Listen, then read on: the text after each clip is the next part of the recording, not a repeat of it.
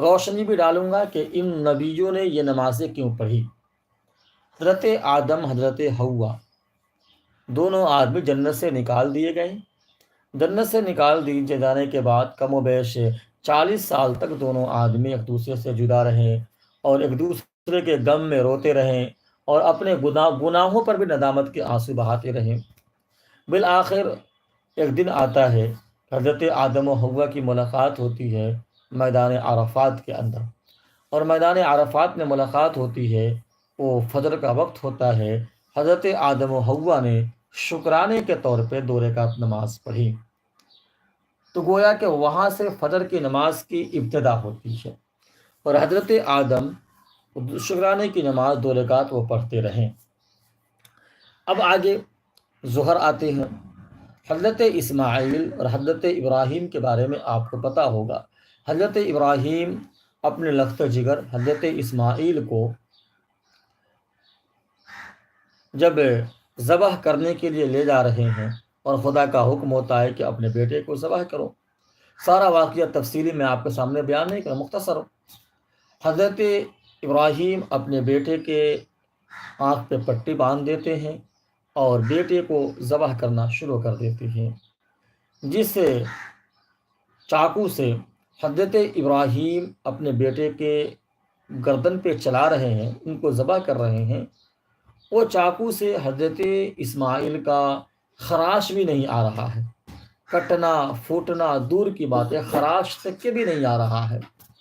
حضرت اسماعیل نے اپنے باپ سے کہا، والد محترم، کیا آپ کو محبت میری یاد آ گئی ہے جس کی وجہ سے آپ مجھے قربان نہیں کر پا رہے ہیں؟ حضرت ابراہیم نے جواب دیا، بیٹے ایسی بات نہیں ہے، میں اپنی پوری طاقت کو لگا چکا ہوں، لیکن تمہاری گردن پہ ایک خراش تک کی نہیں آ رہی ہے۔ حضرت اسماعیل نے کہا، ابو جان ذرا دیکھیے کہیں ایسا تو نہیں کہ یہ چاقو تیز نہ ہو، چاقو بھوتھی ہو۔ حضرت ابراہیم نے اس چاقو کو ایک پتھر پر مارا اور ایک پتھر پہ چلایا، ایک پتھر کو کہا جائے کاٹنا چاہا تو پتھر ایک ہی وار میں 2 ٹکڑا ہو گیا۔ کہا، خدایا کیا ہے یہ منشا؟ غیب سے آواز آتی ہے کہ اسماعیل و ابراہیم ذبح کرنا مقصد نہیں تھا، ابراہیم اسماعیل کو قربانی کرنا مقصد نہیں تھا، بلکہ امتحان مقصد تھا، اور اس کے جگہ پر دمبا کو ذبح کیا گیا۔ یہ سارے باتیں آپ کے علم میں ہوں گی۔ جب حضرت ابراہیم نے دیکھا کہ میرا بیٹا جو بڑھاپے کو عمر میں مجھے ملا تھا وہ لاڈلا مامون محفوظ ہو گیا اور خدا کے امتحان میں ہم دونوں کامیاب ہو گئے، تو حضرت ابراہیم و اسماعیل نے شکرانے کے طور پر 4 رکعات نماز ادا کی، اور جو وقت تھا وہ ظہر کا وقت تھا۔ تو ظہر کی نماز کی شروعات حضرت ابراہیم اور اسماعیل سے ہوتی ہے۔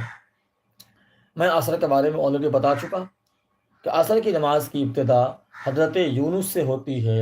حضرت یونس مچھلی کے پیٹ میں جا چکے ہیں، جب وہاں سے نکلتے ہیں عصر کا وقت ہوتا ہے، شکرانے کے طور پہ 4 رکعت نماز پڑھتے ہیں۔ اسی وقت سے حضرت یونس شکرانے کے طور پہ 4 رکعت نماز پڑھتے رہیں۔ مغرب کی ابتدا حضرت عیسیٰ سے ہوتی ہے یا پھر حضرت عزیر سے ہوتی ہے۔ حضرت عیسیٰ نے مغرب کی نماز 3 رکعت ادا کی، اور چونکہ یہودی حضرت عیسیٰ کی جو قوم تھے عیسائی، وہ حضرت عیسیٰ کو نعوذ باللہ اللہ کا بیٹا مانتے تھے، تو حضرت عیسیٰ نے 3 رکعت نماز پڑھ کے اس بات کی تعلیم دی کہ جس طریقے سے یہ نمازیں بے جوڑ ہیں، ویسے ہی خدا بھی بے جوڑ ہے، اس کا کوئی جوڑ نہیں ہے، وہ اکیلا ہے۔ اس طریقے سے یہ نماز طاق ہے، ویسے خدا بھی طاق ہے، خدا بھی اکیلا ہے۔ باقی بچی عشاء کی نماز۔ عشاء کی نماز خاص طور پہ اللہ تعالیٰ نے نبی آخر الزماں صلی اللہ علیہ وسلم کو دیا۔ تو آپ 5 نمازوں کے بارے میں جان گئے۔